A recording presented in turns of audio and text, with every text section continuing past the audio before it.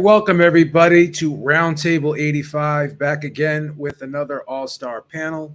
Got myself, Joe Habib, D-Style Boxing, and we got from Ring Magazine, Lee Groves. What's going on, everybody? Yeah, it's great to be on the show. And as you can see, I'm wearing my Trilogy T-shirt from the International Boxing Hall of Fame. They had their induction ceremonies this past weekend. And anybody who wants to read about what happened during that Trilogy weekend can go to ringtv.com, look up The Traveling Man. I got a 5-part series that takes you with me throughout the entire trip. Awesome. That was a great ceremony down there. I love how they combined like all of the classes because of the pandemic. It was really good. It's good to see some people, a lot of the female boxers that got inducted as well too. That was really good. Very enjoyable. So let's get started, man. Big fight, Daniel Dubois versus Trevor Bryan. Fight did go over the 3.5 rounds like myself and BT Sport predicted, but it wasn't much of a fight. But after the fight, Daniel Dubois said he's ready for guys like Joseph Parker and Dillian Whyte, and he actually called those guys out. Do you guys think he's ready for either guy right now? I'm going to start with you, Lee. What's your opinion on that? Do you think Daniel Dubois is ready for those types of opponents now?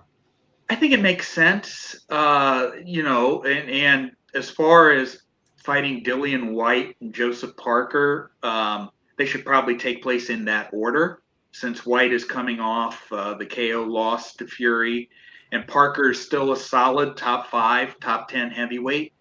Rematch with Joe Joyce, who knocked Dubois out in 10 rounds in 2020, would probably be the next line in succession. You know, the last 2 fights he's had has been in the United States.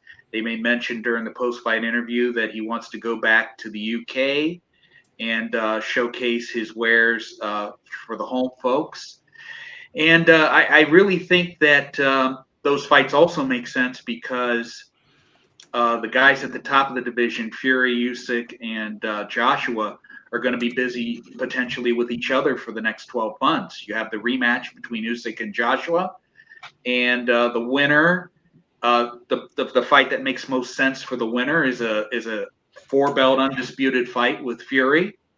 And so considering how glacial the heavyweight division tends to go, that'll probably take up the better part of the year. So it would make sense for him to stay busy, and it would make sense for him financially to fight in the UK again.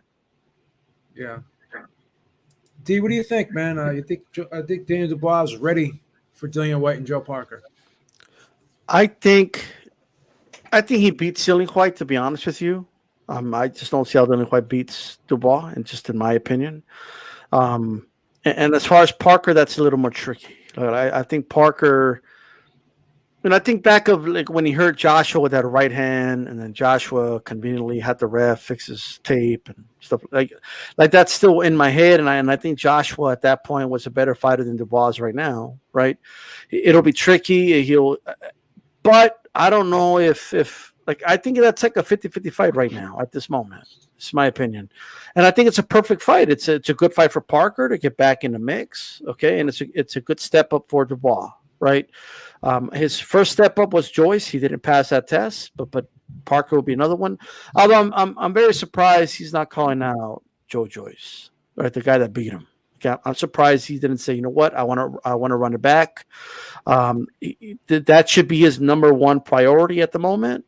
But maybe he doesn't want that smoke. I don't know. But I'm very surprised he didn't call Joe Joyce. But I wouldn't complain about either Dillian Whyte or Joseph Parker for that matter.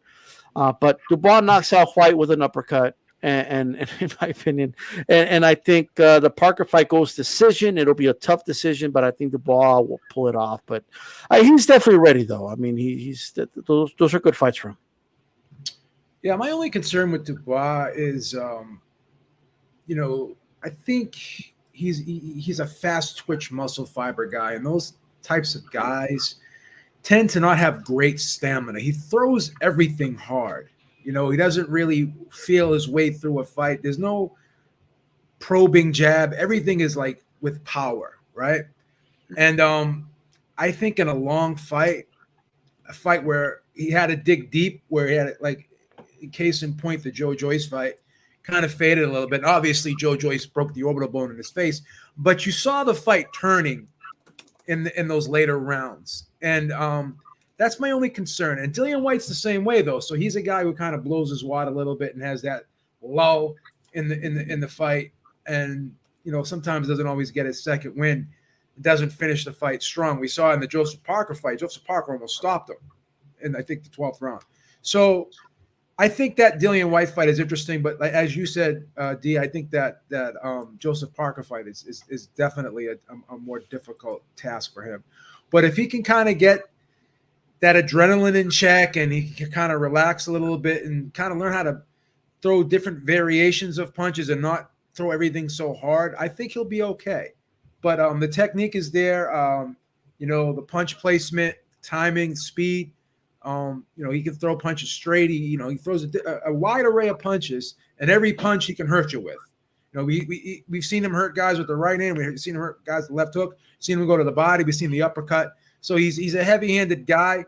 Reminds me a little bit of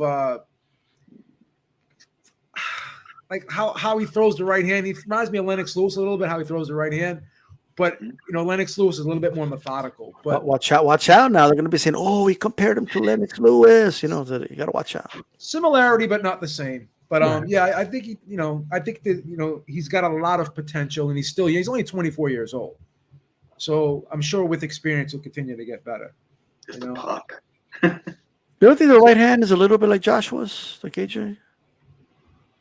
I don't know.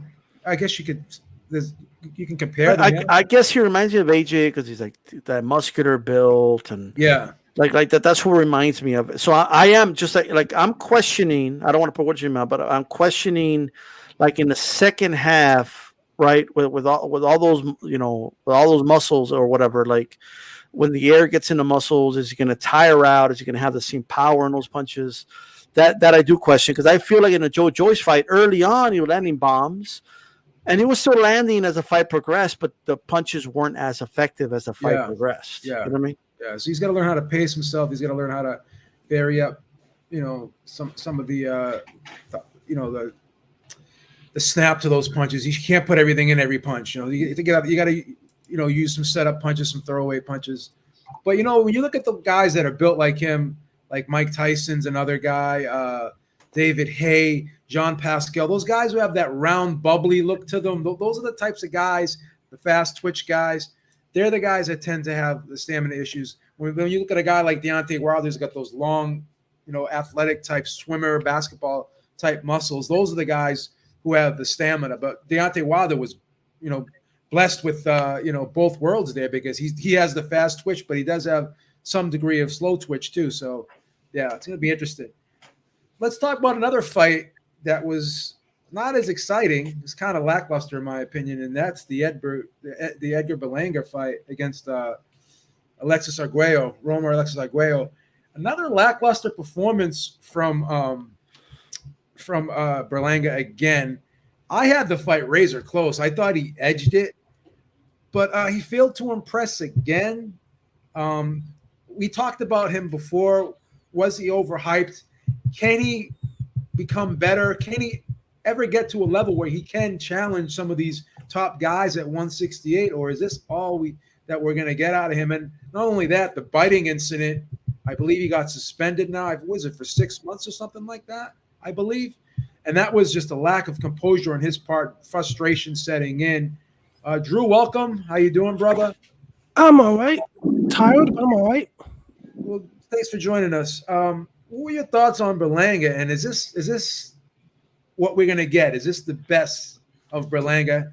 Will he ever be able to challenge the top guys? Can he get better? Top Rank has a serious problem because how much they invested in Berlanga, because I don't think Berlanga gets any better. He's not able to knock out anybody above a C+ level fighter, in my opinion. Like he's not really a good boxer. Like I think the comments that was brought to talking about he was able to box is a little BS, because he's not a good boxer. he can't. He doesn't like to get hit, and that's a big issue because if he's not a good boxer and he doesn't like to get hit, he's not in the right business. I really think that he doesn't beat anybody in the top 10. I think like 7 out of 10 stop him. Yeah, I got you. Eric, what do you think, man? What do you think of Berlanga? Another lackluster performance. Were you disappointed? Did he need to knock Arguello out in this fight to make a statement? Angulo. I mean, what did I say? Alexis Arguello. Oh, sorry. Angulo, my fault. That's all right. I don't want to get attacked yet. Oh, Angulo, yeah. Did he need to knock him out to make a statement, or, again, is this just who he is? I am kind of torn with Berlanga and part of it is what I want from him and the reality of it. And I'm kind of like wanting to pull the reality over here, and I'm having an issue with that. So, but I gotta go with the data. Like, since he stepped up, right? Guys have figured out, look, you get out of the first round with this guy, he's different, right? And now he's voluntarily like not being as aggressive in the first, and he's being more methodical, and that hasn't even worked. So he's mentally checked out in the first already, based off of what other guys have done. Okay, what did they do? All they did was stay away from him for a round, and then he just changed, right?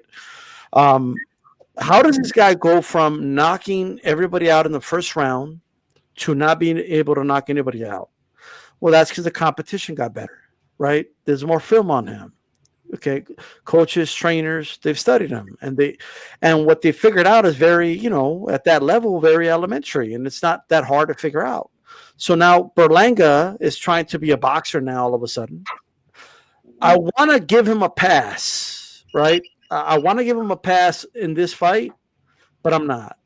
I get the arguments. Hey, Batista, he went the distance with Zurdo. You know what I mean? It took Benavidez 10 rounds to knock him out. Angulo wasn't competitive in those fights. That's the thing. If you're going to be outboxing somebody, then you better be like outboxing the shit out of them. I scored that fight 5-5. I had it a draw on my scorecard. I felt he was struggling. He was hurt several times.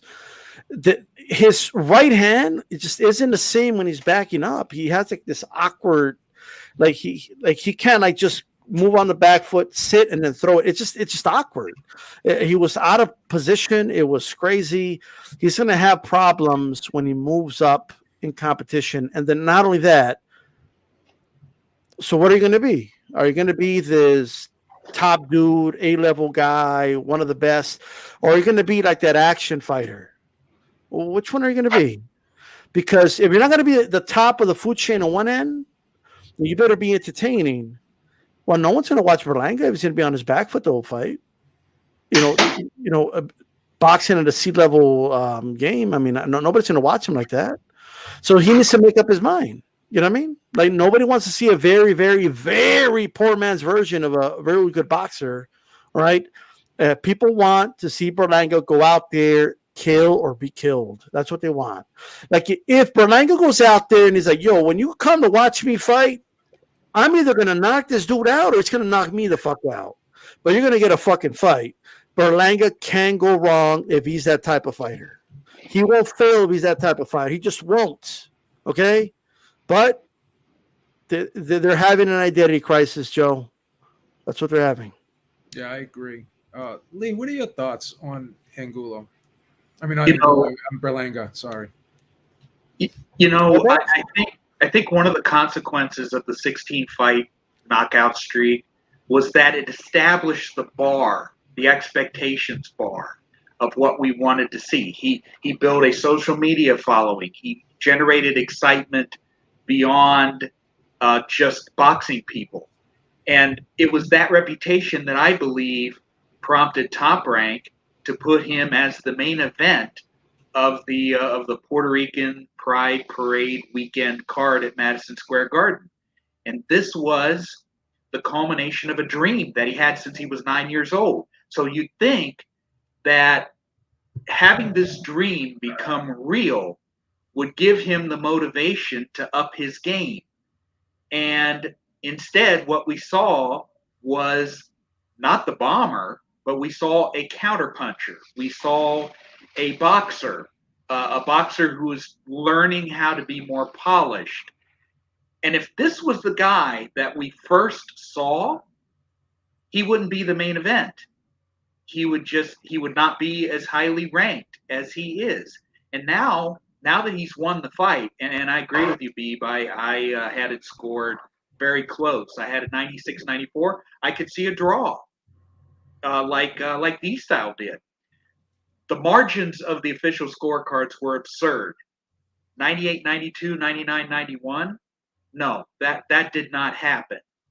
I don't think that happened even in the most fervent of Berlanga fans who were in the arena that night. And I heard some booing when the decision was announced. And I think the booing wasn't that Berlanga didn't win fight. It was just the absurd margins on the official scorecards.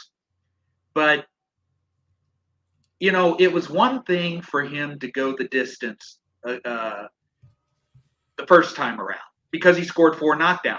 He still flashed the power. He still flashed the aggressiveness. He was just in there with a guy who had a really good chin and who was very good at surviving.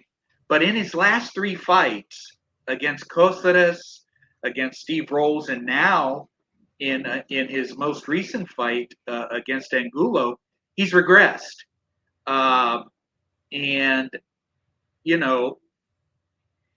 He suffered, in these last 3 fights, he suffered multiple cuts. He was knocked down. He didn't up the aggression. He didn't show any real real concern or panic or whatever. And I think the audio in between the 9th and 10th rounds was really telling, because his cornerman was telling him, I love you, but I want you to box. Box, box, box. Do not trade with this man. Do not risk anything. Do not try to close the show. And guess what? He didn't close the show. And a lot of people were left with, okay, he won, but it was unimpressive again.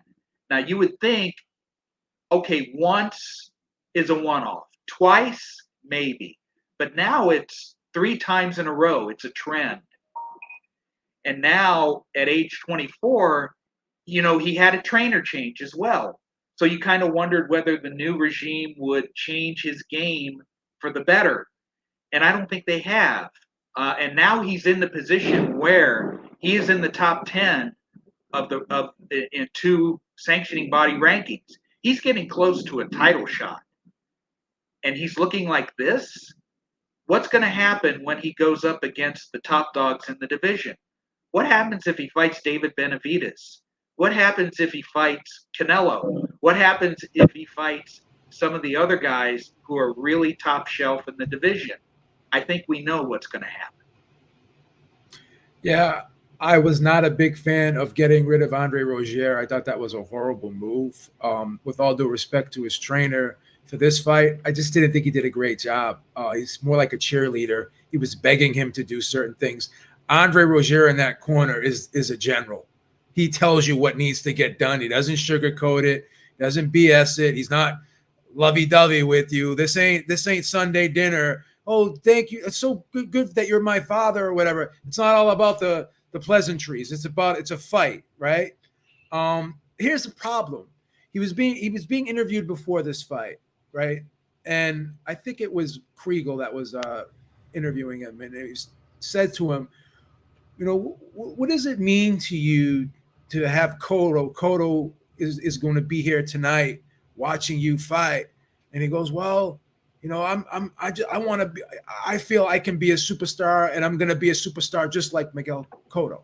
So he's already worried about the wrong things. He's worried about being a superstar without climbing the ladder and walking up the steps it takes to get there. He like Mayweather says, everyone wants that money, everyone wants that fame, that glory, but no one wants to put in the hard work. with all due respect, he didn't put in the hard work yet.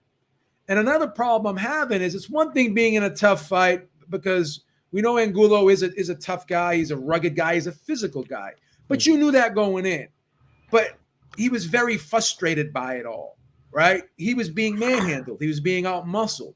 And the worst thing you could do in a fight like that, which is a rough and tumble, messy type fight, is show frustration, number one, and then constantly complain to the ref, number two, because you got to figure it out yourself. No one's in there to help you, right?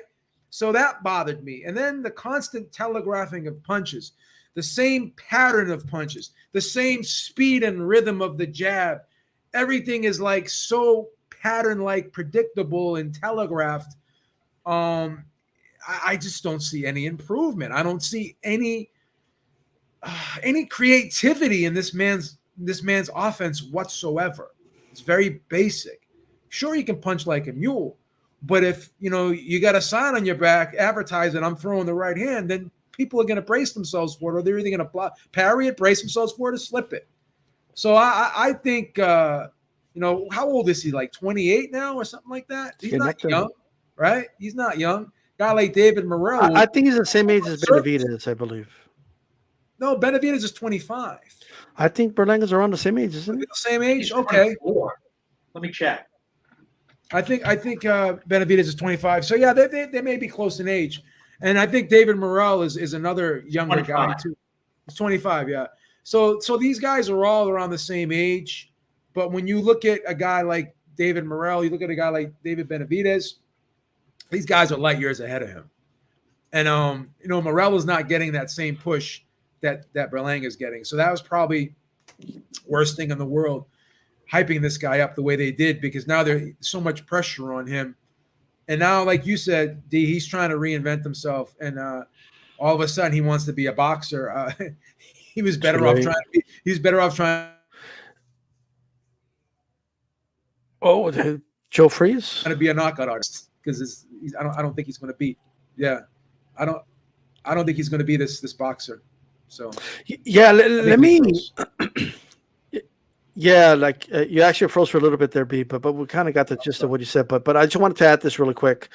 Berlanga was just frustrated. To resort to biting and then to make up, like, I don't remember all the elbows that Angulo was throwing. Maybe those punches felt like elbows, but they weren't elbows. Okay, but that's just frustration. And he's complaining to the ref that there's an underlying reason why he's complaining, why he's frustrated, because it's not going according to plan. Like, guys aren't just falling anymore, according to plan. All of a sudden they're giving him resistance. And I'll just say one more thing. I know he wants to be a superstar. He has the wrong thing in his mind, and he should be thinking like a hungry contender with tunnel vision and focus on his opponent. That's what he should be focused on. The right answer would have been, look, Mark, I don't know, Code Red Legacy. I'm focused on Angulo, and I'm focused on my opponent. And the fact that, and you said it best. I mean, he's focused on the wrong thing. And that's the issue with Berlanga. His opponents aren't cooperating anymore. And obviously, the higher level you go, the more guys roll with shots, the more guys can anticipate punches, the more guys see your patterns, so, and he's already kind of figured out he needs to kind of change his game before it's too late. And one more thing, real quick. Could you imagine Trinidad having a guy that's coming at him and decide, I'm just going to box? That wasn't going to happen. You go at Trinidad, he's like, yo, this is what I do. Okay. And he would, I'm the knockout artist. I'm going to knock you the fuck out is what I'm going to do. Right. And then pound his chest afterwards. That's what they like. That is, if he wants to be that next Puerto Rican superstar, that's what he's going to have to deliver. That's what he's known as, a knockout artist. That's what's natural to him. His temperament seems to be as an aggressor, as a bomb-throwing aggressor. And his team is wanting to, and I think their intentions are good. They want to make him a more complete fighter. They want to make a more defensively responsible fighter. And they want to do it to extend his career. And that's a good thing. But if you change a man's style, you're going to have to be very, very careful to make sure that the changes you make are natural to him. And to me, in his last several fights, he looked like a guy who was doing a paint by numbers thing. Like my hand has to be here. I have to throw my jab this way. I have to keep my hand up here. He's just going through the steps like he's learning a dance or something, and it's not natural. It's not who he is. And, I kind of think that based off of this performance, I would be surprised if he's going to be in the main event next year. I think Xander Zayas, who was supposed to be on the undercard of this fight, but who had to bow out because of illness, I think he shows more of the signs of the type of fighter who is going to receive the torch from Cotto. Yeah. Another fight that happened this past weekend that a lot of us were laughing at was Jaime Munguia versus Jimmy Kelly. And we thought this was going to be a one-sided fight. And ultimately, the result showed that, it wasn't a terribly competitive fight. But I thought Munguia got off to a slow start. He looked a little sluggish in the beginning. Were you guys impressed by this performance? And also, he called out Jermall Charlo after the fight. Again, is that just pipe dreams, or is that just hype, or is that just cap? Do you think he really wants that fight, and you think Golden Boy really wants that fight? You think that fight is doable? Start with you, Drew. What did you think of Munguia's performance, and do you think that the Jermall Charlo fight is in the near future for him? I'll be honest with you. I don't think really too highly of Munguia, to be honest. Like, he doesn't have the best of footwork.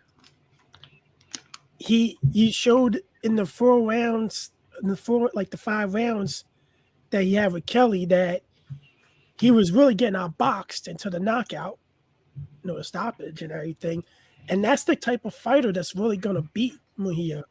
A guy that can box, has a good chin, and has a little bit of power from to keep him like on his toes and everything. And because I don't think Munguia is really that good of a fighter, to be honest. Like, the best 2 fighters on his resume is a guy that has 14 losses, and Gabe Rosado and Spike O'Sullivan, who got knocked out by David Lemieux in 1 round, and Laura this past couple of weeks ago. So, like, I could see why he didn't want to take the fight with Andre, for the WBO belt when he was the mandatory for almost 2 years. And I think this is all cap. I think the Charlo fight isn't a good matchup for him either, because Charlo can somewhat box, but Charlo hasn't fought nobody, so we don't know how he will handle that type of fighter and everything. But I don't see him having a future and being like a superstar, because you put him against somebody good, like the top elite of the sport. I don't think he beats a lot of them. He'll be lucky if he beats maybe an Asian Triple G, but I don't even think he beats Triple G now. Yeah. D, what are your thoughts on Munguia? Were you impressed, and do you think this Charlo fight will ever happen? And if it does, do you give him a shot? Well, first, let me talk about Munguia a little bit. So, obviously, this is another example of a fighter that Golden Boy is just not. They don't understand what they have. Like this is the problem. Like, there's no reason to protect Munguia. There's no reason to protect his O. People aren't going to care. Munguia has 1, 2, or 3 losses on his record. They're just not going to care. They will care if he's trying to box and like do the things they have him doing now. Like, I'm not saying guys can't work on things and improve and box a little bit to get in the pocket, but ultimately, what happened in this fight? The moment he the moment he just went to good old Munguia, he knocked this dude out. Okay, the moment he said, fuck this boxing shit, I'm just going to attack this dude, he knocked him the fuck. He won, like, basically by just resorting back to what he did. Like, that's his primary way of fighting. That's his primal instinct. That's how he should be fighting. Now, it doesn't mean he can't incorporate some boxing in there, right? But that's how he fights. The way and I've said this several times, and I want people to listen very carefully. The way Golden Boy should promote Jaime Munguia is not, hey, this guy is a future pound for pound, or he's a future of boxing. He's going to be the quote unquote face of boxing. He's going to be one of the premier fighters. That's not how you should promote Munguia. Munguia, and the reason people like to watch Munguia is because he's an action fighter. Okay, and an action fighter, even if they have losses, okay, people will tune in to watch them. Okay, what happened to Artur Beterbiev every time he stepped up? He got his ass fucking kicked. Okay, De La Hoya, it wasn't even fucking close. But the reason people loved Gotti was because he was always in action fights. Really good fighter. Munguia has a long way to go to prove himself at the level of a Gotti. Don't get me wrong, but that's the type of fight. That's a trajectory that Golden Boy should promote him under. Okay, I hope people really understand that. Like that's what they should be doing. Like that's what they should look at. Munguia loses against a good boxer. He's still, you could still promote him. People will still tune in. They're like, because they know, hey, when I see Jaime Munguia fight, I'm gonna get a good fight. Okay, is he ever? Look, I'm gonna tell everybody, he's never gonna beat the elite guys.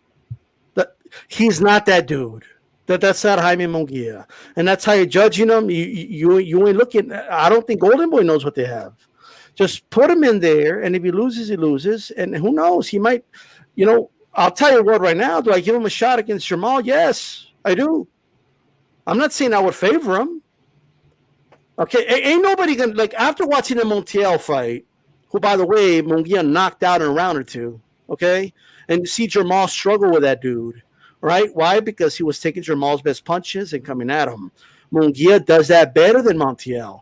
Now, granted, Jermall could very well knock out Munguia, but it'll be exciting while it lasts, and people will come out of that fight. And if he wins, even better. But win, lose, or draw, he comes out of that fight. People, first of all, respect him because you know what? He stepped up. He fought one of the top fighters. So I hope he's being truthful, and I hope he's being serious. But people will respect him. Okay. All right, you didn't beat that guy, just like God didn't beat Ivan Robinson. It is what it is, right? But guess what? If he puts on a good performance and he talks about letting his balls hang, go out there, let your balls hang and fight these guys, and people will know and people will tune in. Win, lose, or draw, they'll tune in. Now, where it'll become problematic is if you keep protecting them, you're going to run into a Jimmy Kelly that ain't going to get caught in the 5th round, and then he's going to outbox your dude for 12 rounds, and then he's going to get outboxed by some nobody. So you might as well step him up, in my opinion. Or someone's going to beat him that shouldn't beat him.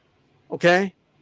Like, just the trajectory should be action fighter. That's the way they should promote him.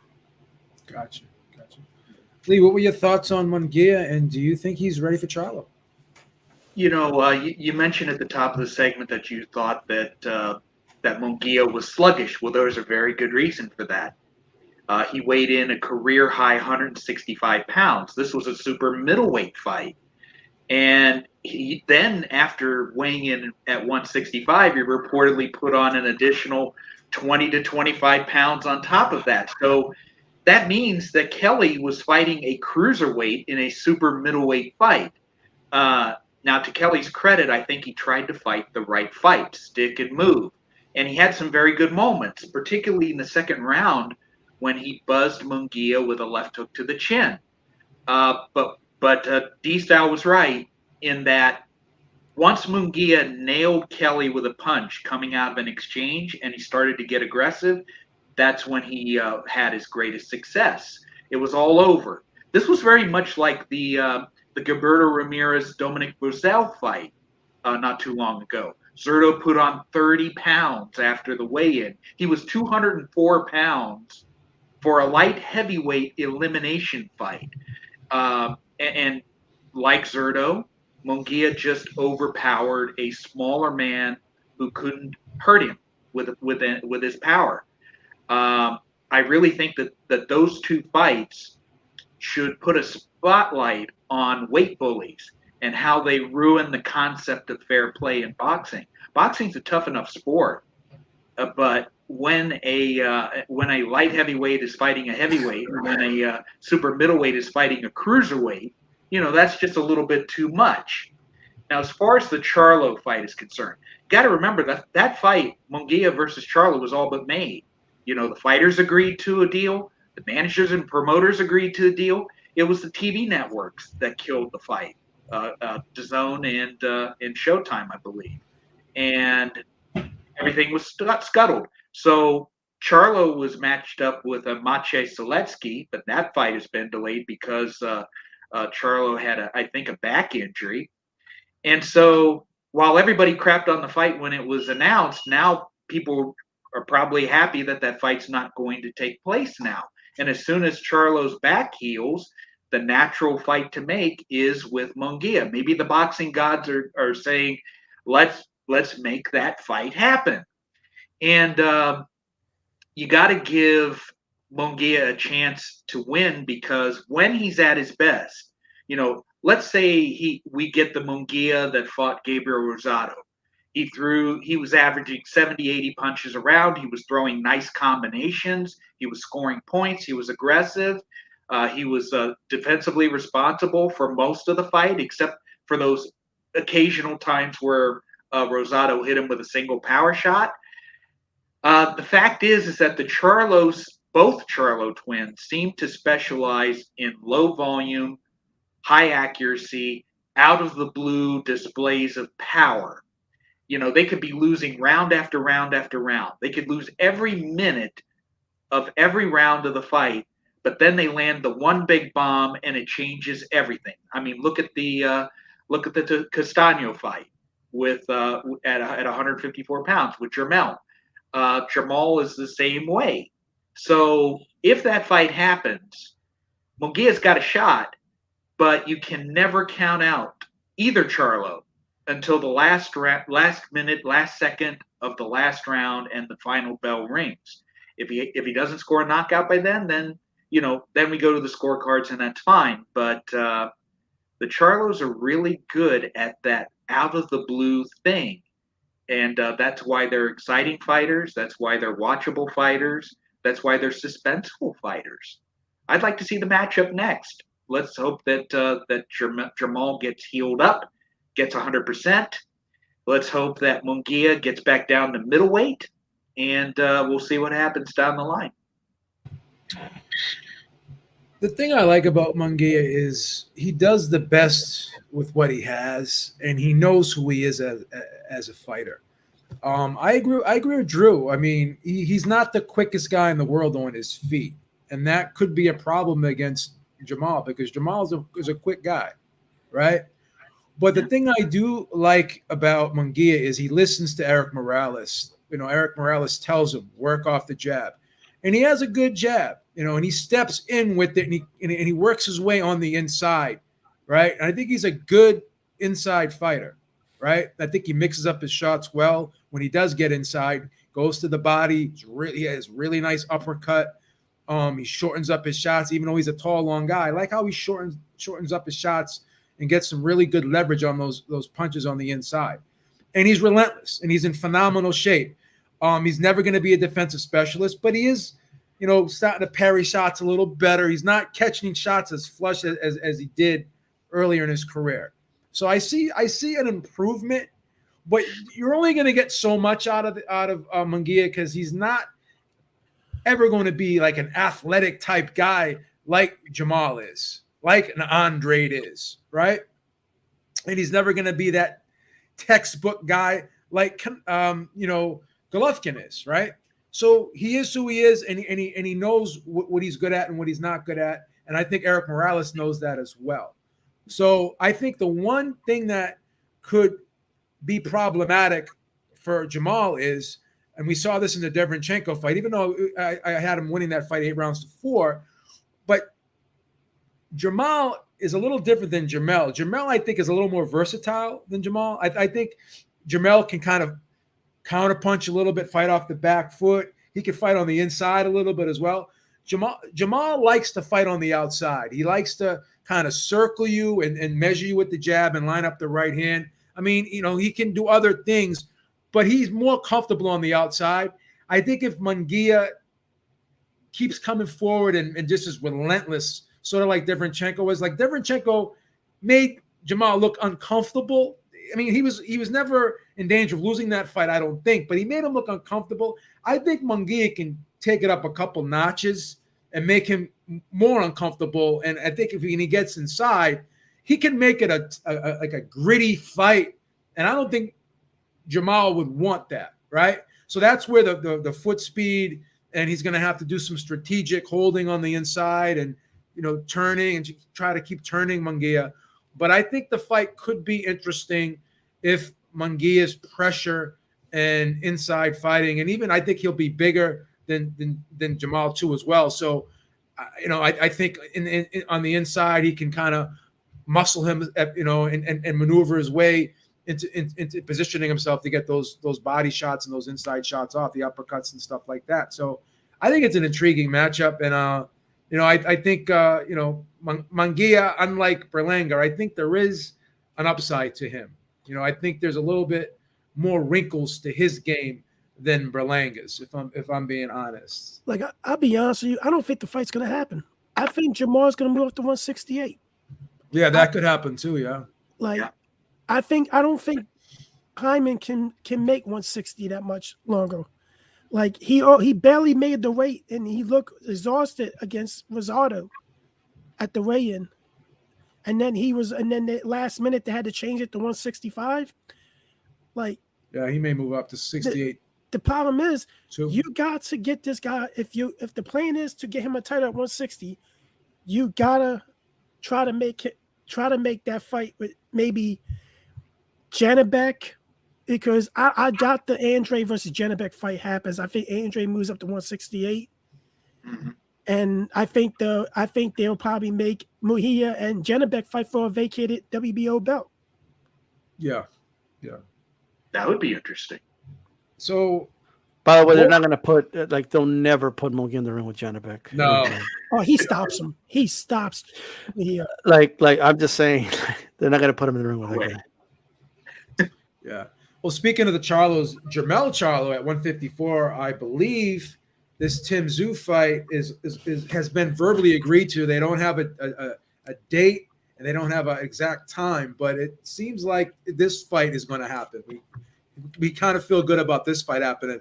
It's a decent fight, I think. I'd like to get the panel's thoughts on this fight. And does Tszyu have a shot in this fight?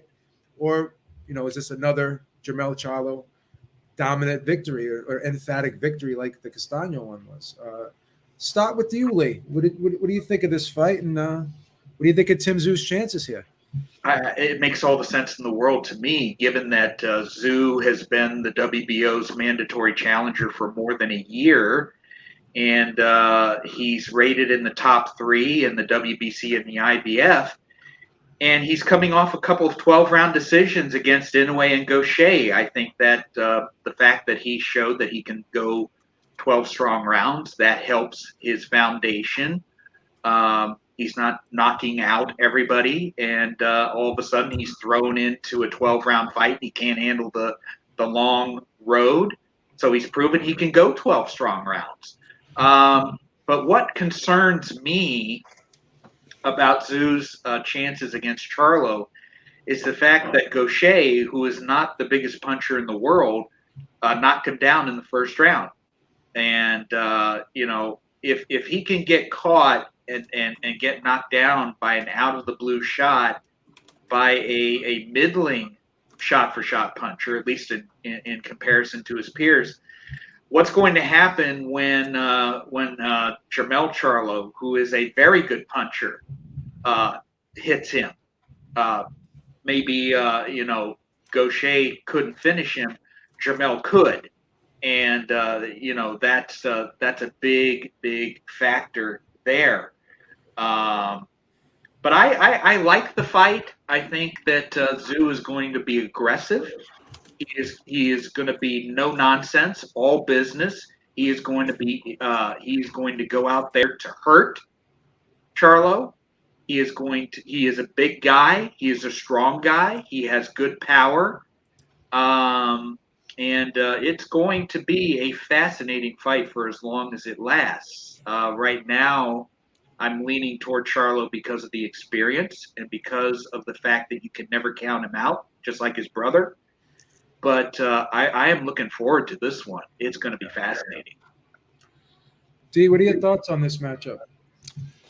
Well, let's hope it happens. I know Calix dropped some news about the IBF having a mandatory, and they're saying, not so fast. Jermell has another opponent. But let's say it does happen, just hypothetically, which I hope it happens, right? Because I thought it was official on Monday due to some articles I saw, right? On Boxing Scene included.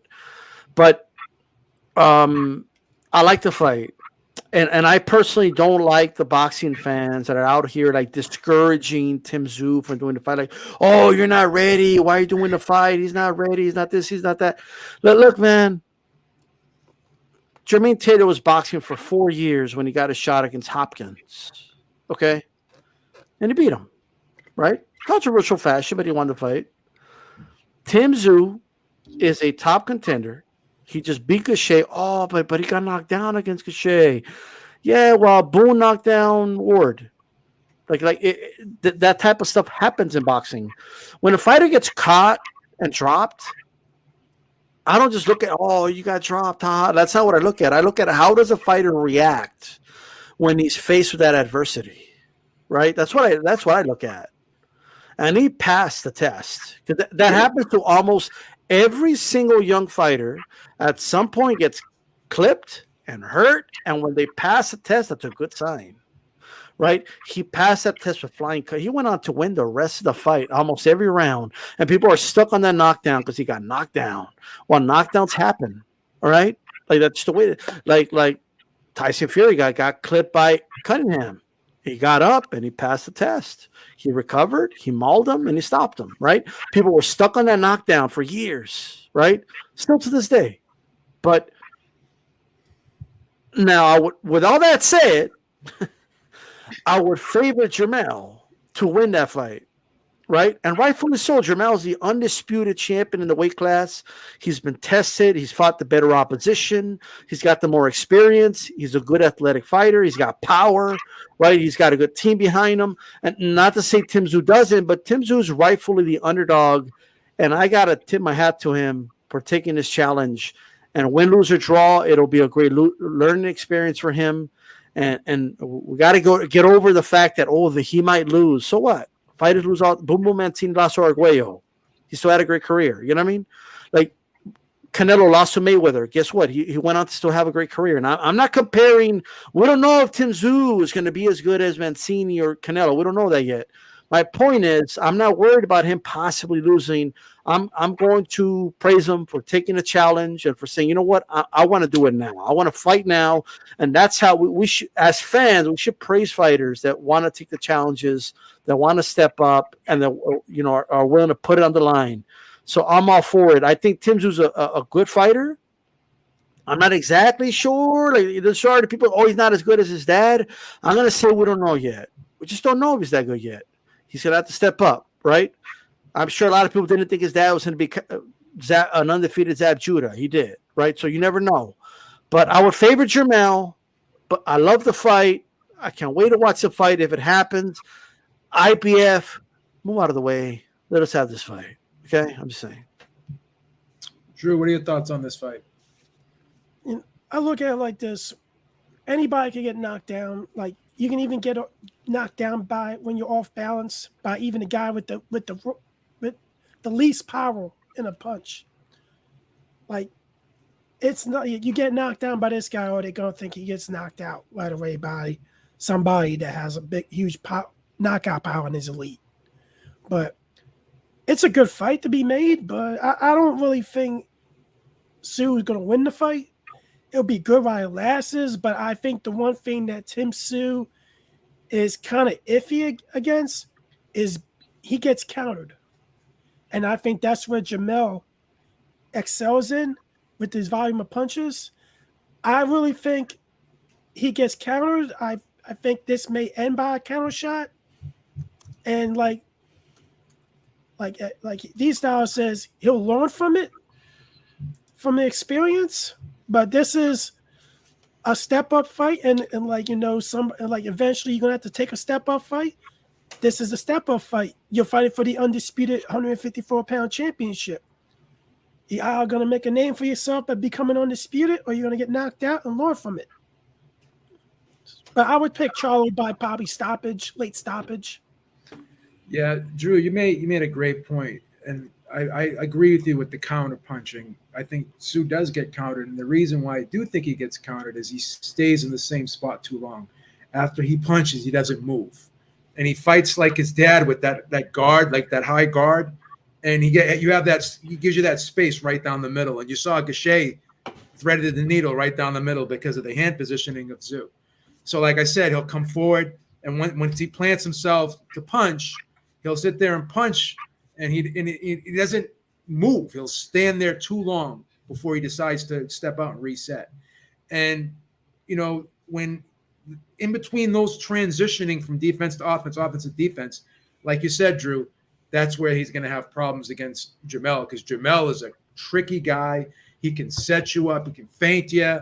He can step back, walk you into something. He's a crafty guy. And Lee also, alluded to the fact that both these Charlos can change the fight with one punch, because again, they're both well-schooled, crafty guys. They know how to set their stuff up. They know how to feint you, trick you, set traps, walk you into things, hit you with stuff you don't see when you're in there. And that's how Tszyu got caught. So I think the Gausha, it's not the fact that he got, he did get up and he won every round. That's great. But the thing is when you have someone a little more creative, with all due respect, than Gausha, they knock you down. They may like a Jermell could keep you down there, because once he hurts you, for the most part, he finishes you. He's an excellent finisher. When he makes you do that stanky leg, he gets you out of there. So, all right. Anthony Joshua signs a big deal with DAZN. I'm actually shocked. I thought he would stay with Sky. And in my opinion, I think he probably should have stayed with Sky. Because, again, I love DAZN, don't get me wrong, but I just don't know what the future is with DAZN. To me, I just don't know if they're going to be here in a couple of years. That's just my opinion. I could be wrong. I don't know how long they're just going to keep funneling money into that platform over there. But D, I'd like to get your thoughts on this. Do you think this was the right move for Joshua to sign with DAZN? Are we going to have to start paying pay-per-view now for all the Joshua fights, or is it, or the UK guys going to have to pay for the Joshua fights and we get the Joshua fights for free? Because they were getting the Canelo fights for free and we had to pay for pay-per-view. So how's that going to work for us? It's time for the UK to hook it up a little bit. We'll get it free and then they'll pay for it. I'm saying, you know what I mean? Right. But here's the thing. I do think it was now, whether it's the right move for the sport of boxing or I don't know, but for Joshua, yes. Why? Because let's say DAZN folds in 2-3 years. Well, Sky isn't going anywhere. You could just resign with Sky. Like right now, he's doing his move. I'm pretty sure no one moves from one network to another unless they're offering them more money. Okay? Canelo didn't go fight over there at Showtime. The only reason he did it because they offered him more money than what DAZN was already offering him, right? So that's when he initially did it. So we need to offer somebody more money in order to do it. I'm assuming anyway. If Joshua agreed to less money, I would be shocked, right? But I'm sure they offered him a good amount of money. I think DAZN wants that pay-per-view money. Okay, for as much as they were anti-pay-per-view and we're going to be we're the Grim Reaper of pay-per-view and all this, like I don't know, like pay-per-view has 9. It's a cat. It's got 9 lives. Okay, does PBC try to kill it? Oh, well, we're free boxing for all. That didn't last, right? DAZN, we're going to kill pay-per-view. Well, that didn't last. Like, you know what I mean? At the end of the day, and let's go to all the boxing fans out there, you got to be realistic. Okay. If these boxers want to be making the millions of dollars they're making, if Canelo wants to be making $50 million and Joshua wants to make tens of millions of dollars, I mean, the only way for these guys to make that money and for these companies to still make profit is pay-per-view. That's just the only way to do it. I'm sorry. All right? Mayweather was not going to make that type of money on network TV. He just wasn't. Okay? Like, it needs to be pay-per-view. That's just a realistic approach to it. But with all that said, I think he made a right decision for himself. I personally, it's not going to affect us because all his fights go on the zone anyway. Like it's not affecting us in the U.S. It's the same thing for us. But all I will say is this: don't charge us pay-per-view for the Joshua fights. I'm going to be fucking pissed if I need to be paying for Anthony Joshua pay-per-views. Could you imagine they charge us $69.99 and the people in the UK are paying like $12 or some bullshit like that for Joshua pay-per-views? Like, I'm sorry, but the UK is not a third world country. Like it's crazy. It's like, well, what's going on? Why do we pay a fraction of what we pay? Like, what is this about? Like, why do we pay that much more for pay-per-views? Like, what rationale? And it is going to create disgruntled, buyers, because we know what the UK, like, we're not living like in an age. We're in the age of the internet. Okay, when one person needs to pay more for what somebody else and somebody else is paying less, we don't like that. Okay. And shout out to Gail from nyfightnews.com. I think she had a great idea. In my opinion, the Zone should give a discount. Like, for every month you've been with the Zone, like a $5 discount or something.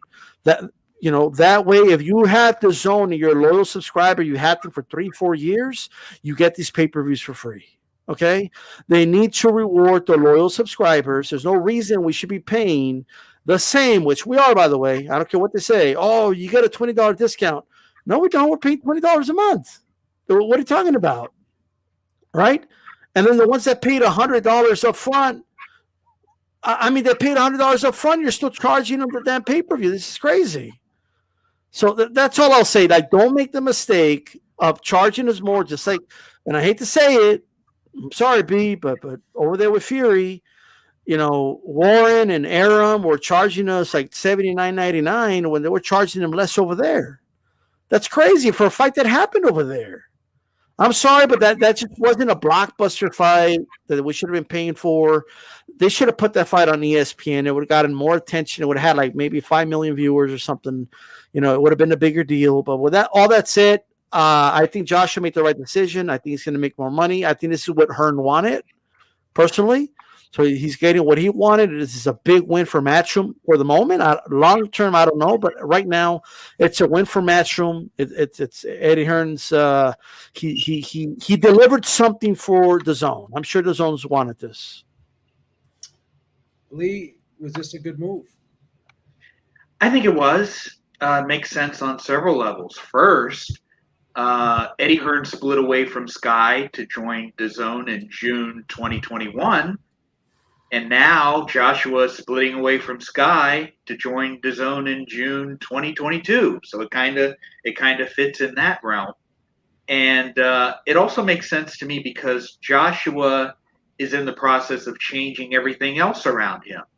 He's got a new trainer. He's got a new broadcaster. He's training in a new place. But the aspect of this particular deal that grabbed my attention is that this deal is more about just getting Joshua the boxer. He will also reportedly become a shareholder and a special advisor to the company, roles that he could fulfill after he quits boxing. And one of the biggest issues that boxers face when they have to step away from the game is, what am I going to do with my life now? If he beats Usyk in the rematch, he'll fight on and he'll get that huge fight with Tyson Fury for the undisputed championship. And if he loses to Usyk, he could choose to continue and fight guys like Deontay Wilder, Andy Ruiz, and the like, or he could step away and fulfill his mandate with the Zone in the background. All in all, I think it was a very smart move for Joshua, not just the fighter, but he's setting the foundation for what he's going to do after boxing. Yeah. Drew, what are your thoughts? Do you think he should have stayed with Sky, or do you like this move? Smart move by Joshua to set himself up for the future after boxing. Bad move for DAZN because if he loses to Usyk, his career is most likely over. Like, you giving a guy a huge contract with a fight where his career is on the line, potentially, because if he loses the Usyk again, let alone be stopped by Usyk, his career's over, and that fight and that deal is out the window. And what are you gonna do? You're gonna force him to give the money back? Are you gonna force him to like take him to court or something? This is a really bad move by DAZN on base of that factor. Now, if he wasn't in that type of fight scenario and everything, then it would be a great move for both parties. But this is really good move by Joshua, bad move by DAZN. And I say bad move by Eddie Hearn too, because he's so confident Joshua's gonna knock Usyk out. He's had a new trainer, Robert Garcia. He's not really well known for heavyweight boxers. I don't really think there's any more you could teach Joshua, and to probably maybe better his jab a little bit, or hide his right hand with his jab when he throws the jab or something. There's not much more you can do with Joshua, and it normally takes more than like a couple fights to get used to your new trainer. So this is a real like bad situation for DAZN, but I think this is really a good situation for Joshua financially. Shout out to Corey Lee Boxing. He said Usyk will beat Joshua in their rematch. Joshua over. Win, lose, or draw. I think Joshua still has some fights out there. I think that they can make a fight with Wilder. I think they can make fight with Joe Joyce. They could make a fight with Daniel Dubois. There's still a lot of guys out there. Big Baby Anderson. There's a lot of fights out there for Joshua. I think they could still market him. And that's why I think they signed him. I don't think the deal is a great move. I think what Lee said was a good point. I kind of like that part of the deal. But here's the thing. Previously when you were with Sky, you kind of had the best of both worlds because the UK was watching you on Sky and you were getting a lot of pay-per-view buys over at Sky. Sky really knows how to market and sell pay-per-views. They've done a great job with making superstars over there in the UK. They've been around for a long time. Eddie, Frank have both worked with Sky. Sky is a great platform over in the UK. And he still could have did the fights over at DAZN for us, right? So we would have the best of both worlds. That's the way I see it. Now we're gonna have to pay. I'm hearing we are gonna have to pay for this Usyk fight pay-per-view. That's what I'm hearing. It's gonna cost us like $60, right? Before it was gonna be free. So it does kind of suck for us now because now that he has this exclusive deal with DAZN, in order for him to get the money that he wants to get paid and that they have to pay him, he's going to have to be on pay-per-view. Whereas when he was with Sky, the UK guys would have to pay for the pay-per-view when we would get him on free on DAZN. So it sucks for us, right? The old way was better, right? And I think the old way financially could have been better possibly too. I don't know. Because again, we don't know how many pay-per-view buys he's going to do on DAZN.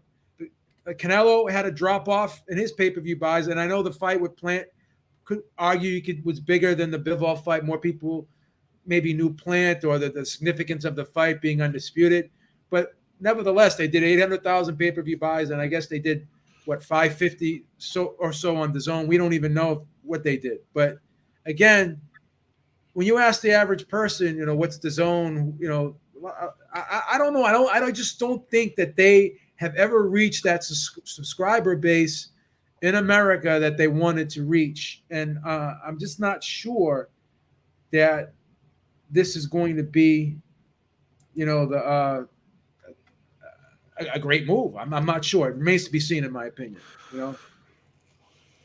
That's how I see it. Can I add one more thing? Sure. Like, since you mentioned that this is possibly going to be paid, he's possibly got to pay to see his fights.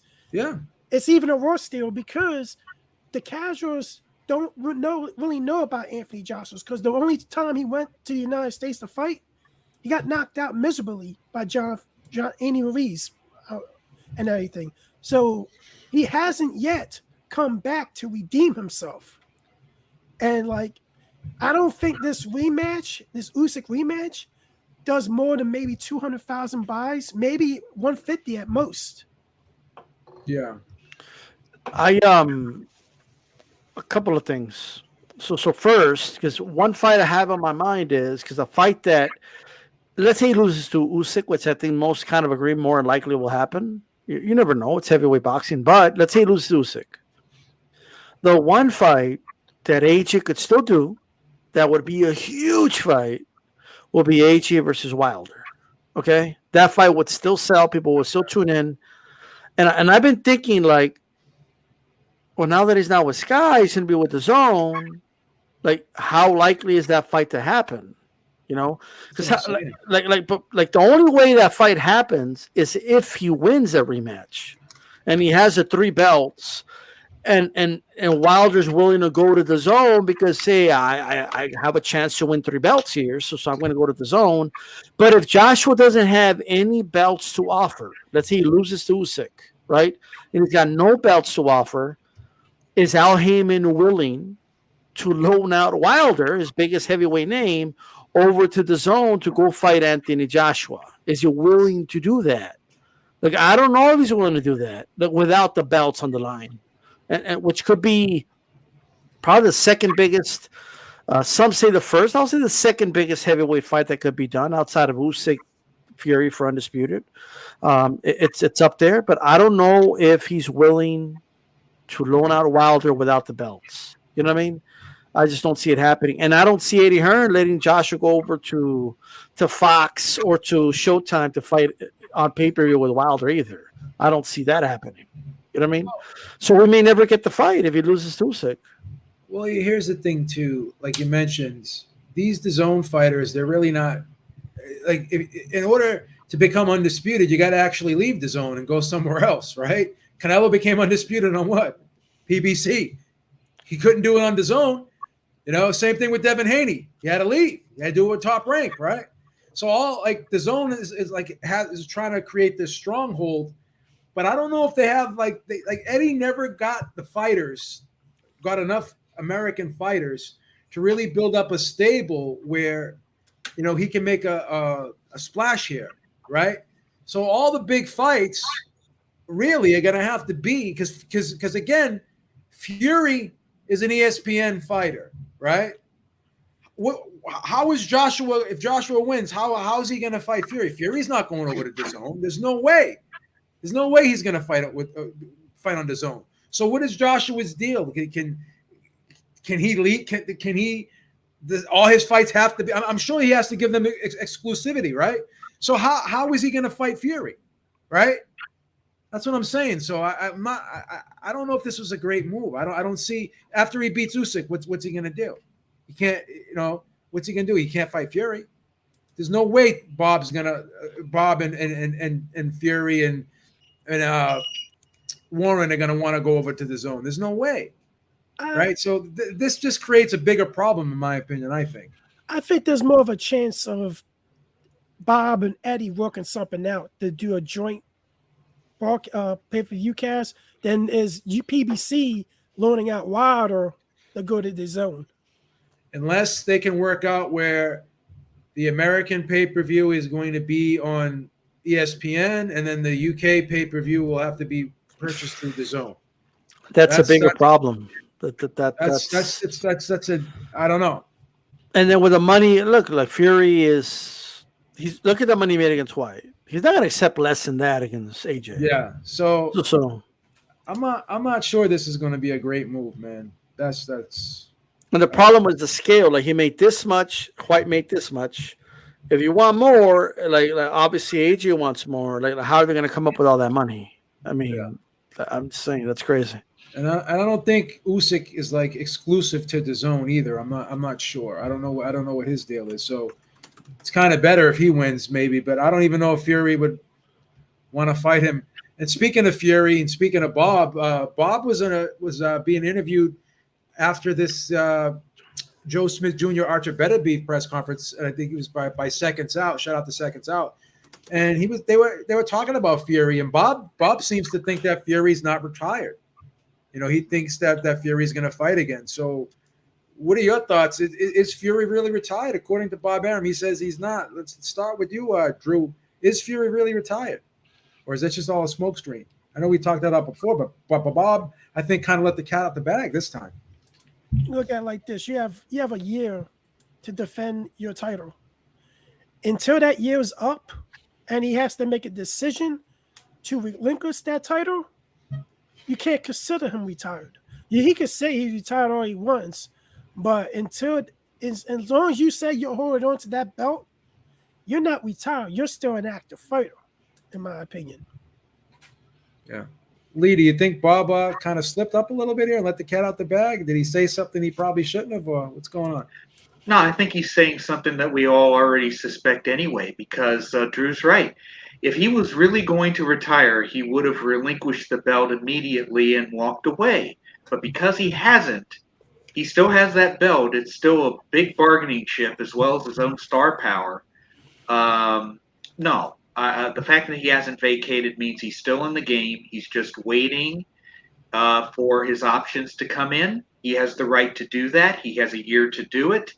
And there's still the rematch between Usyk and Joshua to play out. So he's playing it smart.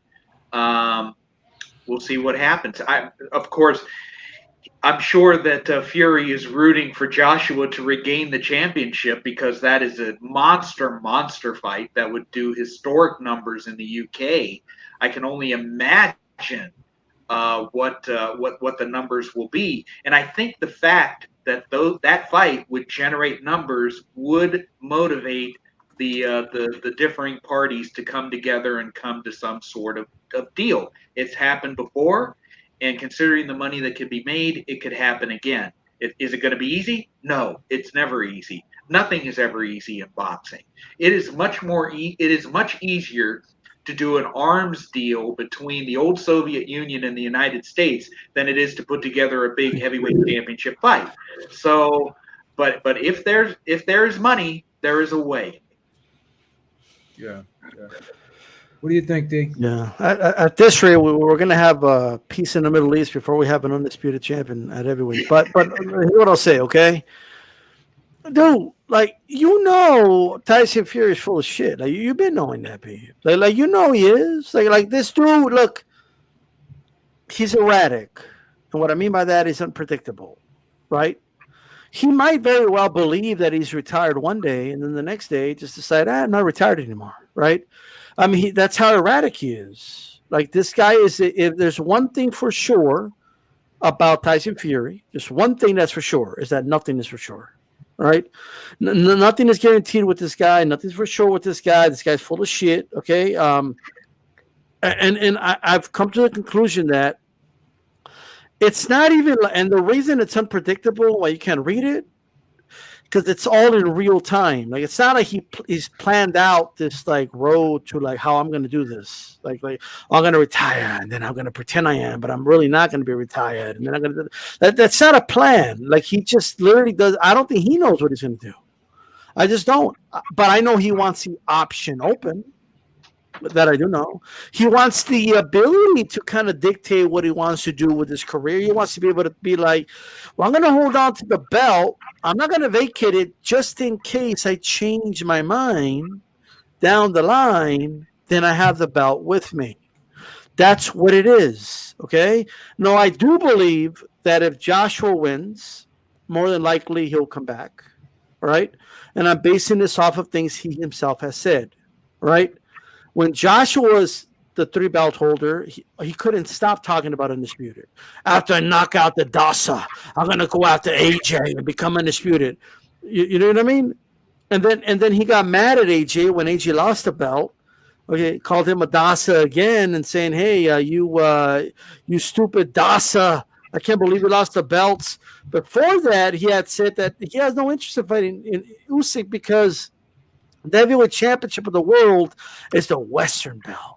You know what I mean? He can't fight a dude from the Eastern Bloc. Okay, when it's a Western belt, like, you know what I mean? Like, because historically, most heavyweight champions of the world have been from the Western world, right? So obviously, for whatever, and it's things he said, right? And then after Usyk wins, I'm gonna have my retirement match against Dillian Whyte. You know, I'm going to make the most money I've ever made, and now I will go ahead and retire after this fight. He does an interview with Piers Morgan saying 100%. He said 100% I'm retired. I just don't think it's 100%. Maybe in that moment and this is what I'm talking. Maybe in that moment he believed he was right, but he wants that window open. Right, that's what he is. He's a strategic guy. Okay, he always wants that option. He loves options. Okay, just like when he went to Florida, even though he's married, he was looking at his options with the females. You know what I mean? Like who's gonna put suntan lotion on me? You know what I mean? I'm just saying. Okay, like he likes options. Obviously, he relinquished the options when his wife conveniently showed up the next day. Okay, after the photos came out. Okay, to Florida, but he likes his options. That's what he likes. He likes to keep his options open, and that's what he's doing. And I think, as a boxing fan, as somebody who likes, order, I think that's bullshit. Like, I think the WBC should give him a reasonable, but some type of deadline to officially say, are you retired or not? Not now. Give him 3 to 4 months. He's earned that, but he needs to make a decision at some point. Okay. Because I don't care that he has his options open, but it is what it is. Lee, you've been around like me, and you remember like Sugar Ray Leonard used to do this all the time too. After he beat Hagler, he'd retire, then he'd come back, and then he'd retire again, then he'd come back, and then he'd retire again.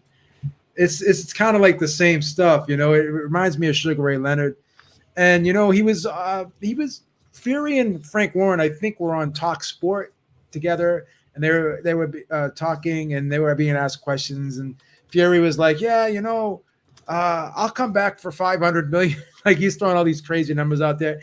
I think now he's kind of leaning towards indicating that he is going to come back, and even if Usyk wins, I think he'll fight Usyk.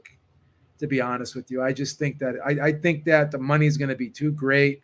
And I think he realizes that he'll miss the sport of boxing. I think he realizes that there's still some things left for him to do. But this just reminds me of Sugar Ray Leonard. Do you think he knows, Beeb? You think he knows he's going to come back? I don't. I don't think he knows. His wife even said that she thinks that he was right after the fight. She didn't believe it either. You know what I mean? So. Either way, he needs to close the loop. One more fight, undisputed championship. Then if he wins it, he can retire. He can walk off into the sunset. He can feel secure about his place in heavyweight history.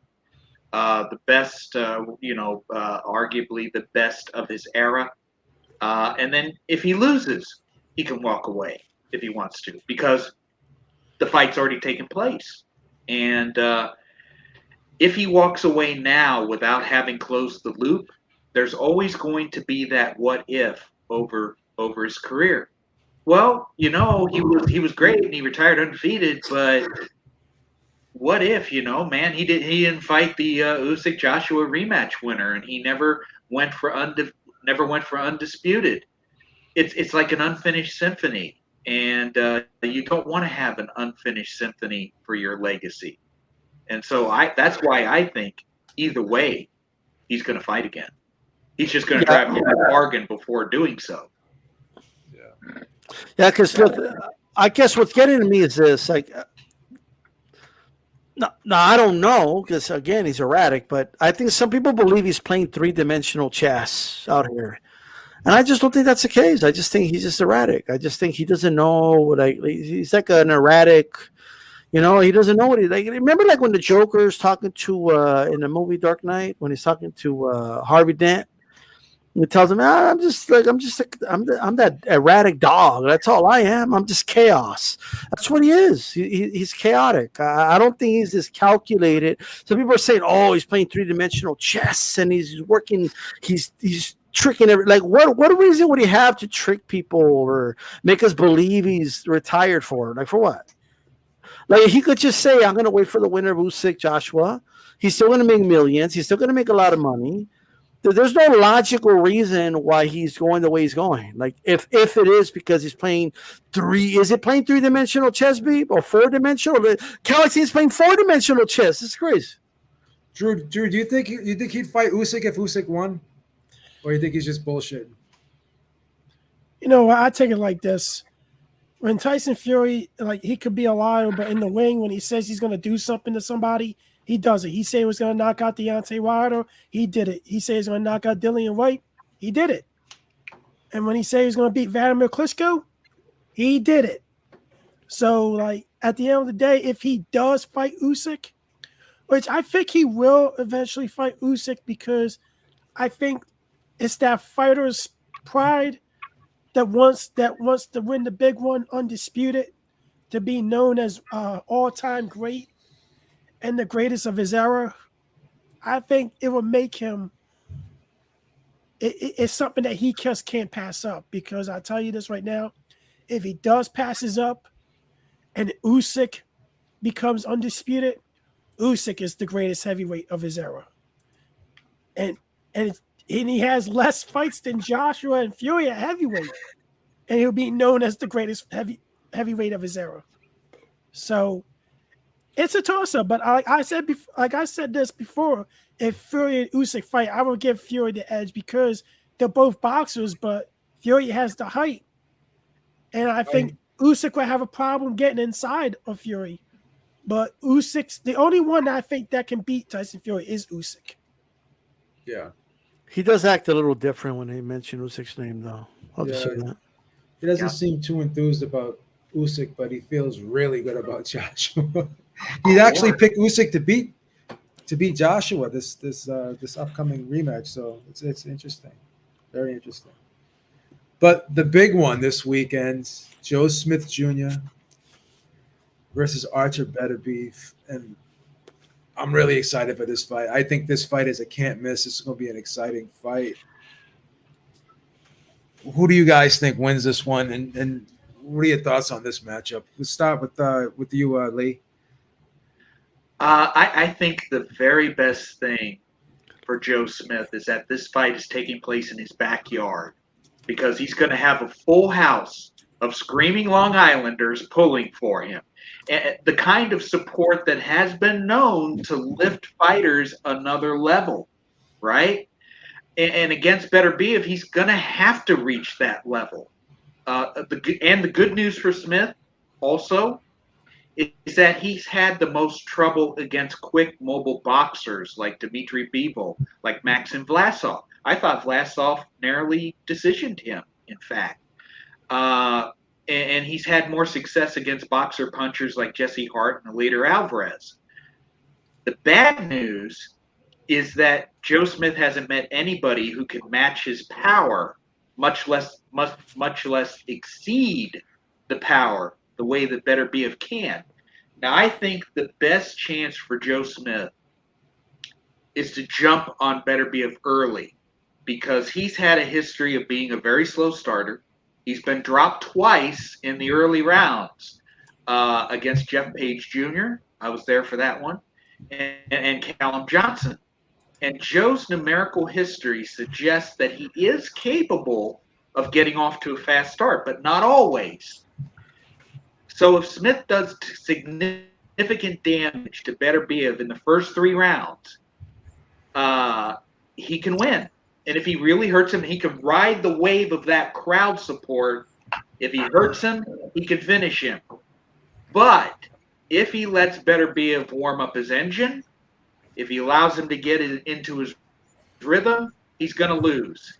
And I think, nobody has been able to survive his mid to late round surge. I think that Smith's determination is going to keep him up until the late rounds. I predict that Beterbiev is going to stop him in round 11. Wow. So the over-under is 8.5, Lee. So you're saying it's going over? I say it's going over. Excellent. That's a good bet. Broadway Joel, what is up, my brother? What do you think of this Joe Smith Artur Beterbiev fight this Saturday, brother? First thing I want to say is I'm super duper excited. I think this has potential for being fight of the year or knockout of the year or both. I think it's a fight where it's two offensive fighters, two power punchers. Beterbiev is obviously, the favorite. He's undefeated.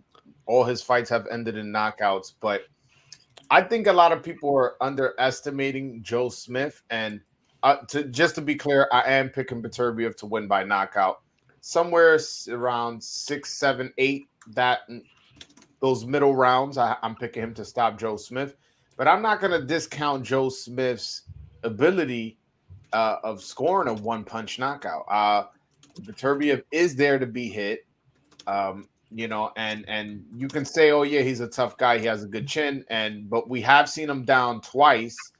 I believe Callum Johnson was the last guy to drop him, and if Callum Johnson, who is a good big puncher, to be fair, I don't think he's as big a puncher as Joe Smith, and I do think that people may discount his power punch, his ability to knock out Beterbiev just because they see Beterbiev as such the superior fighter, and in this type of fight, it's more about it's somebody's getting knocked out. It's like the who has the superior skills may not matter as much, especially if, let's say, Joe Smith gets hurt, Beterbiev goes in for the kill, one shot could get him out of there, But I am picking Beterbiev to in kind of like a one-sided competitive fight, if that makes sense, kind of like a lot of close rounds, but you're kind of giving it to Beterbiev, and then he gets the stoppage. But again, I do not want to discount Joe Smith's power.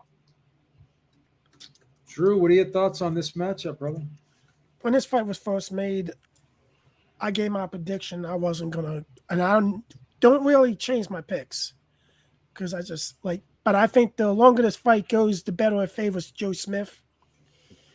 Even if he goes after Beterbiev early and hurts him early, I think the longer this fight goes, it favors Joe Smith, because if he's hurt early, Beterbiev, and the fight goes on, there's more of a chance Joe Smith wins this fight by stoppage. I picking Joe Smith in the upset by stoppage in the 11th round. I think Beterbiev has never fought a guy that's going to go up to him and go body to body with him for every second of a fight. And to tell you the truth, before he knocked out Marcus Brown, he had problems with him. Even though he doesn't have the power of Joe Smith, he had problems with him. Even though he got cut, he got told, you got one round. The referee told him you got one round. And then he picked up in second gear, but I think his age is going to crush him, because I think he's like 36, 37. 37, Drew. I don't really think Beterbiev is going to be ready for a full onslaught assault every second of this fight as long as it lasts. And I'm calling Joe Smith by stoppage in the 11th round. Okay. D, what are your thoughts, brother? Well, let me first say a very cliche answer, but the fans are gonna win. Okay, let me just first say that, okay, because I think it's gonna be a good fight. However, in many cases, when two aggressive like bulls come at it, and I'm thinking about like Matisse against Provodnikov. Matisse took the role of like he boxed more in that fight than we thought he was going to do, and he won that fight. You know what I mean? So I keep thinking to myself, one of these guys, at the very least, is going to attempt to box a little more than we're used to seeing them do. Right? I'm talking using the jab, stay the distance, counter a little bit. Put some rounds in the bank, and I do like. While some may anticipate Joe Smith coming out aggressive, and he might, I just don't think he is. I think he's going to try to use his length, his arm length. I think he's going to try to use a jab. I think he's going to try. I don't think he's going to be successful, but he's going to try to box Beterbiev. Okay? But eventually he's going to get clipped, and he's going to get in a firefight. I do think there'll be a moment that Joe Smith will hurt Beterbiev in his fight. He'll land some big, but ultimately, I'm going to pick Beterbiev to win this fight. Let me tell you why. His shorter punches, like there's no one in boxing right now that has harder punches from a 6-inch or so trajectory, like those short punches, and he delivers those harder than anybody. I have no clue who hits harder. I haven't been hit by either guy, and they're both knockout artists. It might not even matter, but they can both hit hard. But I know that Beterbiev has harder punches from slow distance. I also don't agree with Drew when he says that the longer the fight goes, it's going to favor Smith. I'll respectfully disagree. I do think that the longer the fight goes, the more it favors Beterbiev. Beterbiev is the definition pressure bust pipes. If Joe Smith can't hurt Beterbiev at a consistent level and Beterbiev keeps coming at him, that's going to discourage the shit out of Joe Smith. And he'll have the advantage from mid-range and on the inside because he has the better short punches. Smith will be dangerous from the outside, obviously. He does have the longer arms, but he likes to fight too much. And he's going to get caught in a firefight at some point. And I do think he's going to be hurting Joe Smith a lot on the inside. And Beterbiev is like a snowball effect. The snowball just keeps getting bigger. Like, you know what I mean? It just gets bigger and bigger and bigger and bigger as the fight progresses. And I think that's going to get to Joe Smith a little bit. Joe Smith, I just don't see as a guy that closes out strong. You know, he did have his moment late against Bivol, and I'll give him that. He buzzed him a little bit, but other than that, for the most part, from what I've seen, he starts to fade late a little bit. You know, just like any other boxer does. But Beterbiev is a little different. Every time I watch him fight, he gets like his momentum just keeps climbing, and I think he controls that better than Joe Smith. That's my opinion. I'm gonna pick like a 10th round stoppage by Beterbiev against a hard working man. I'll be happy for him if he wins. I just don't think he's going to pull it off. Sorry, Beeb.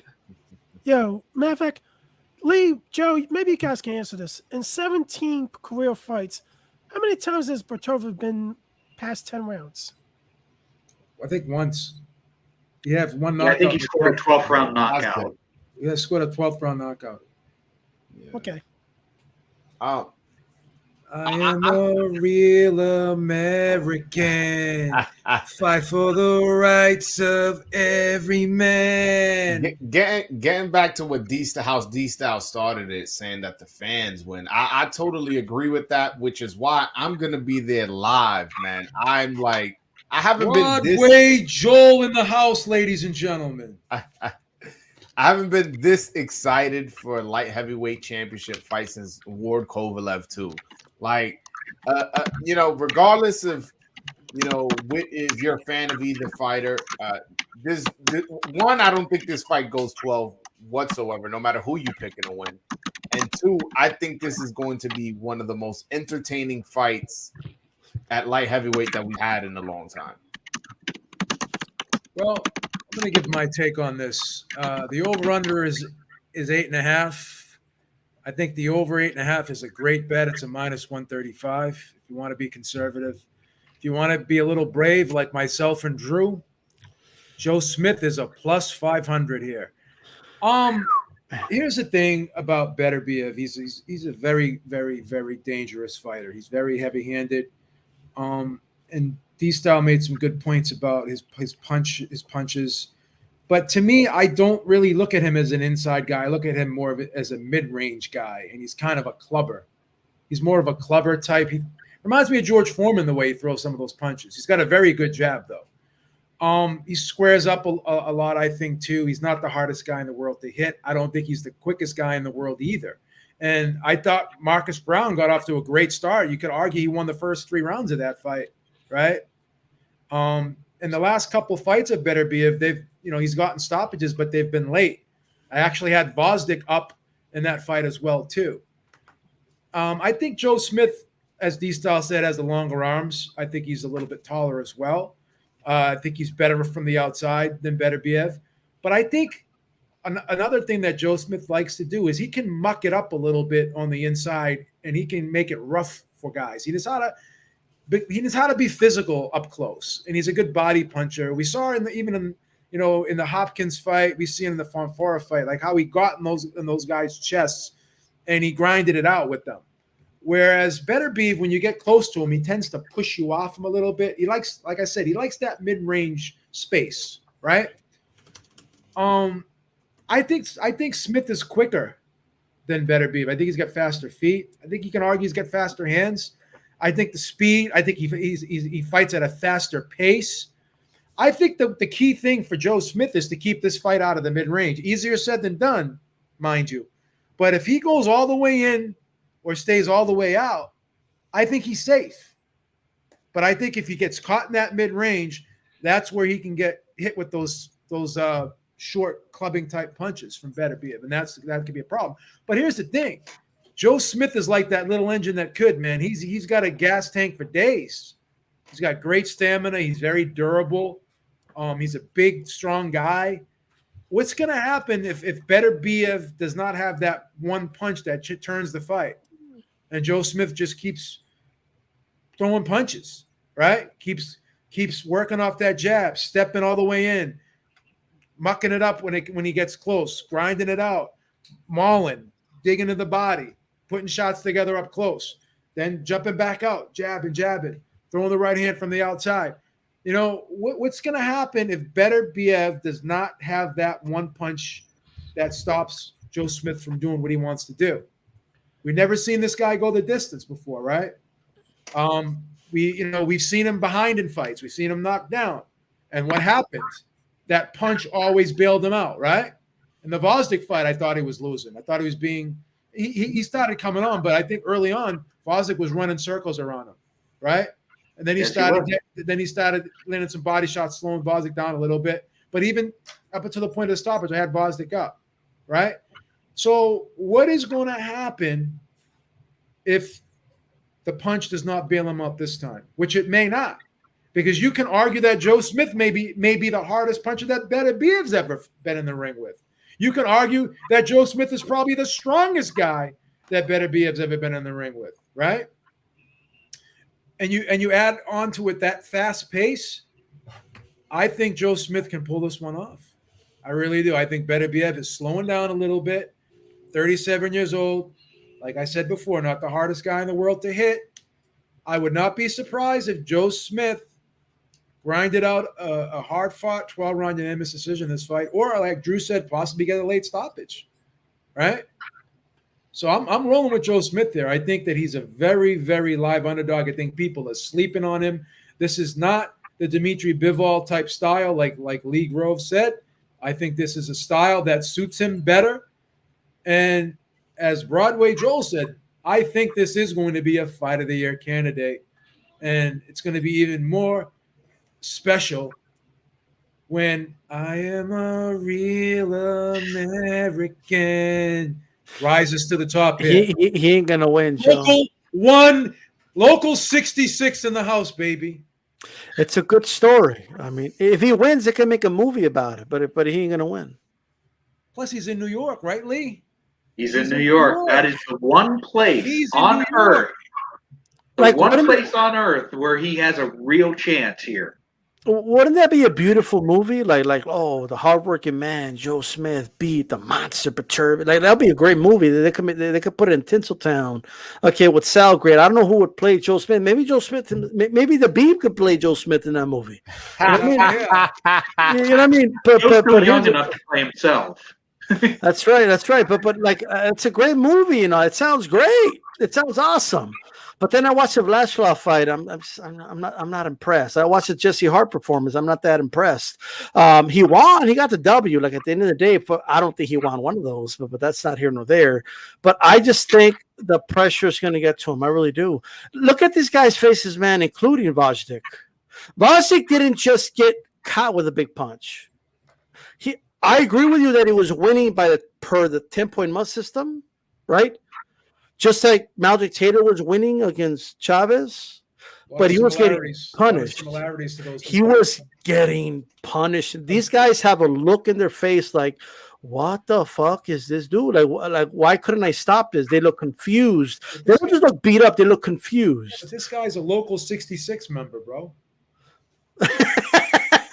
Come on. He's going to get stopped. He's not a regular guy, man. He's going to get stopped. Bro, he's not a regular guy. He carrying cement bags, bro. That's a different type of strength. You ever see this guy, man? You know one thing's going to suck about this fight? The winner of this fight's going to have to fight Anthony Yard. And that's going to suck. Yeah, that's what I don't like either. Like Bob, like someone said, oh, well, can the winner get Bivol? Bob, like, what is it with Bob not wanting, like, the winner of this fighting Bivol, man? What is wrong with this? You know what I think it is? I just think that I don't know. Will Bivol be a free agent after? Is Bivol like signed to Eddie Hearn, or is he a DAZN fighter exclusively, or maybe that's the thing? I don't know. His last fight before Canelo wasn't on DAZN. It was on a Russian network. No, it was on DAZN. He fought in Russia, but they showed it on DAZN. I remember watching. Yeah. I think Eddie Hearn's got a deal with Bivol too. Well, nobody wants to work with Eddie Hearn anymore, man. The thing is, Eddie Hearn be trolling too hard, and I find him super entertaining. But I think these American promoters, they don't know what's a joke. They take everything he says personal, especially Leonard Ellaby. Yeah, look, in the movies, Joe Smith wins. Like, it's a good feel good story. He's a good guy. You know what I mean? But unfortunately, this is reality. Okay, like I'm just telling you, he ain't gonna win this fight. Okay, he might be up on the fight, maybe. First of all, the guys that were up against Beterbiev, okay, were good. Like Voshnik is a far superior boxer to Joe Smith. Okay, like in terms of the way he fights, Joe Smith is not that dude like that. Okay, he's a good puncher, solid puncher. Golden Gloves winner, man. He's a Golden Gloves winner. New York Golden Gloves winner. New York. He knocked B-Hop out of the ring. B-Hop was 50 years old though. He was 50. You know what I mean? Like I'm just saying, like 50s today. But Turbian's not 50. He's in his late 30s. 50s and 35. 50s and 35. So I guess Beterbiev is 20, right? If 50s and I'm just saying, and he doesn't have a lot of. He's not that shop worn, not that worn out to me. I believe that there'll be a moment where Joe Smith hurts him, and you're going to get upbeat. You're going to celebrate. Yeah, he's going to get him. But then your heart's going to be broken. Okay, he's going to recover, and he's going to take 66, him out. Man. Local 66. Come on, bro. Come on. He's a tough guy, Beterbiev. I mean, if the Russian bear took human form, he would look like Beterbiev. He's just this big, rough, tough, muscular guy who just keeps coming and coming and coming. And Joe Smith, I do give him a chance. I give him a puncher's chance, especially if he jumps on him early. But and to answer Drew's question from earlier, he has scored late round TKOs. His victories over Dinas and Bostic were in the 10th round, and the 12th round TKO came against Kaling. So he does have his power. He does carry his power late into fights. And really the pattern of his career is slow starts and fast finishes. And at least up to this point, no one has heard the final bell. And I don't think Joe Smith will either. But he'll give it a good go. It'll be a good fight. It'll be a great atmosphere. I'm looking forward to it. Well, the only thing that hasn't happened to Joe Smith yet is to have the Bernard Hopkins curse take effect on him. Yeah. Yeah, plus I can't get the Sullivan Barrera fight out of my head either, so. I mean, I feel like Joe Smith showed a lot of toughness in that Barrera fighting with a broken jaw. Broken jaw. I also felt like in the Vlasov fight, and I agree with you, D-Style. I don't think he won that, but I think it was a close fight. But I thought he lost, but he did show me in the championship rounds. He turned it up. He's not gonna quit. He's a really tough dude. Again, he's a puncher. I'm making all the arguments for Joe Smith. I'm still picking against him. I think I picked the earliest knockout. It's funny. I said between 6 and 8, but I still do not dismiss Joe Smith's chances, considering he's such a big puncher, and considering that Beterbiev is such an aggressive fighter. a lot of times when you're an aggressive fighter, you may sometimes, go in for the kill, and that in that going in, you may get clipped. You know what I'm saying? And you're coming towards the power, so you're adding to it. I can definitely see Joe Smith clipping Beterbiev. Again, I'm that's not my pick, but I don't want to dismiss chance. And it sounds like D Styles is giving Joe Smith no chance. Like he should just not even show up. That's the way he's making it sound. I don't think it's that at all. But wouldn't that be a good movie though? Like they could call it like the impossible. No, the common man. The common man does the impossible. Imagine that, like in the big screen. That'll be amazing. That'll be an amazing story. I'll be right there. Beterbiev is the perfect villain. Russian, undefeated, 100% knockout ratio, lineal, 2 belts. It's the perfect story. Plus, once you become a champion, you're automatically 30% better than you were before you were a champion. This is gonna be the best version of Joe Smith you're ever gonna get. Think about that. And he's at home. He's at home. Man, that's another 5-10%, right? He's gonna get beat up at home. Strong Island is gonna be in the house, baby. Strong Island. Like you know who else was at home? And I'm not really this is a much closer fight than this, but Gotti was at home in Atlantic City when he fought Floyd. You know what I'm saying? But the golf and talent is not there, like it was with Gatti and Mayweather. It's not as big, the gap. I do agree with that. But I will say this though, like I do disagree with you on one thing, Babe. If Beterbiev can get him against the ropes, he will be close. He won't be at mid-range, and he'll be landing those short shots on him often. Joe Smith's going to have to stay away from the ropes, and that's what's exhausting about fighting Beterbiev. He's going to have to stay away from the ropes the entire fight. And the thing is, at some point, you have to back up the puncher. Can Joe Smith do that? He could. I'm going to bet that he isn't, though. All right. Well, that's it, guys. Let's look forward to Saturday, man, because this is going to be a great fight. I'm going to be there, man. I'm super excited. I'm also excited about that undercard fight, Abraham No versus Fabricio Ramirez. It's going to be a good night this Saturday. I'm looking forward to it. Yeah. Good fight. Well, thank you, everyone on the panel, and thank you, everyone in the chat. Until next time. Peace out, everybody. Peace.